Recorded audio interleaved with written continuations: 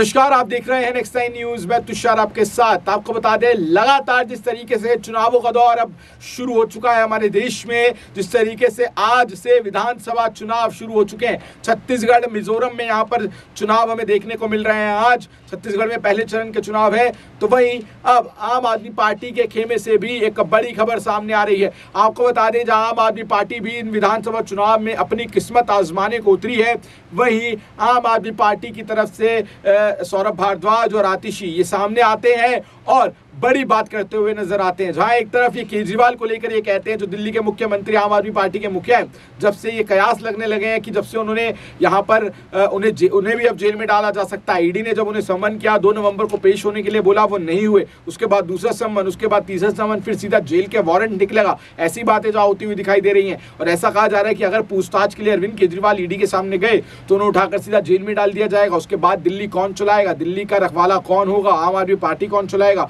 उसको लेकर यहाँ पर जहां एक बात ही साफ करते हुए नजर आए सभी के सभी आम आदमी पार्टी के नेता कि अगर वो जाएंगे तब भी वही दिल्ली चलाएंगे, वही दिल्ली के मुख्यमंत्री रहेंगे और जेल में बैठ के की जाएंगी, वर्क फ्रॉम जेल किया जाएगा, जेल से ही काम सारा किया जाएगा।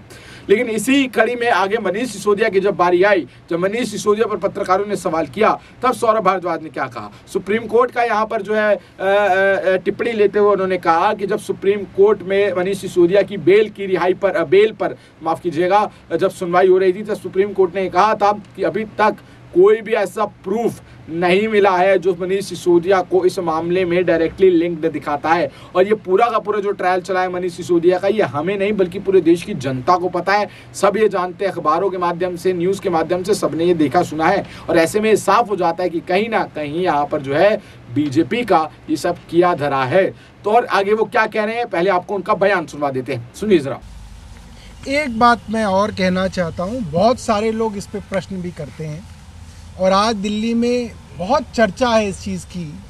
मैं पूरे सम्मान के साथ कहूँगा न्यायालय के लिए कि पूरी मनीष सिसोदिया जी की बेल के दौरान माननीय न्यायाधीश जी ने जब जब ईडी से मनी ट्रेल के बारे में पूछा, बार बार पूछा, पैसा कहाँ आया, मनीष सिसोदिया जी के पास पैसा कैसे आया, मनीष सिसोदिया जी के यहाँ क्या मिला, मनी ट्रेल का क्या एविडेंस है, जो गवाही तुम दिखा रहे हो वो तो आरोपियों की गवाही है, वो 2 मिनट भी ट्रायल में नहीं टिकेगी।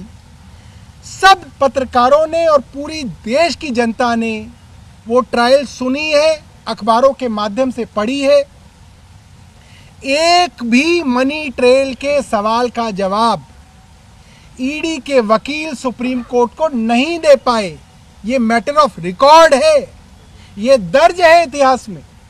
मगर उसके बावजूद जिस तरीके से मनीष जी की बेल डिनाई हुई है, ये बहुत दुर्भाग्यपूर्ण है और हमको इसका बहुत खेद है।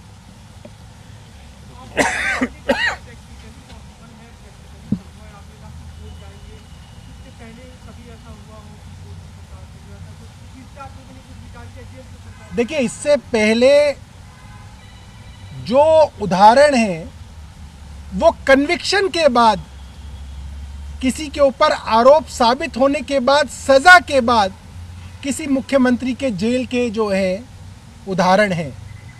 किसी मुख्यमंत्री को अंडर ट्रायल इस तरीके से भेजने के उदाहरण भी कम है और मुझे नहीं लगता कि संविधान के अंदर इसकी कोई दिक्कत है। और आतिशी जी ने जैसे बोला, अगर ज़रूरत पड़ेगी तो जैसे मनीष सिसोदिया जी को ज़रूरत पड़ती है, कई बार वो अपने एमएलए फंड वगैरह की जो फाइलें हैं उनको साइन करके भेजते हैं, इसी तरीके से मुख्यमंत्री जी भी अपने पास जो फाइलें उनके पास जाया करेंगे उसको वो। तो देखा आपने किस तरीके से यहाँ पर लगातार जो है मनीष सिसोदिया ये बात कहते हुए दिखाई दिए। उन्होंने जिस तरीके से ये कहा कि जिस तरीके से यहाँ पर मनीष सिसोदिया संजय सिंह को यहाँ पर जेल में डाला गया है, कोर्ट की जो टिप्पणी आ रही है उससे यहाँ पर साफ हो जाता है कि आम आदमी पार्टी के नेताओं का डायरेक्ट लिंक कोई भी इस मामले में नहीं है। और जो पैसे की लेन देन भी हुई है उस पर भी जाँच की जानी चाहिए कि वो क्राइम है या नहीं, या फिर उसको क्राइम बनाया जा रहा है। इसको लेकर भी उन्होंने बात कही। संजय सिंह की बात करें दर्शकों तो 10 नवंबर को उनकी राउज एवेन्यू कोर्ट में सुनवाई है।